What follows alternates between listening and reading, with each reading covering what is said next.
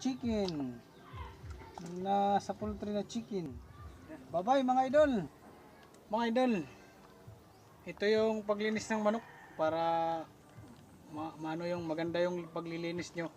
Sana makakuha kayo dito ng ideya. Ito mga idol. Yan. Ang paglilinis ng manok mga idol, ang paghihiwa para hindi mabasag yung tinain niya sa loob. Ganito lang mga idol. Yan. Siyempre, ito, video nga na po ito. Gaganunin mo muna dyan. Yan. Yan, paikot siya dito. Yan, sa gilid ng paa niya mga idol. Tsaka, dito sa may, ano niya, bubot, pinaka-point niya ba? Yan, dyan, iikot ka dyan. Yan.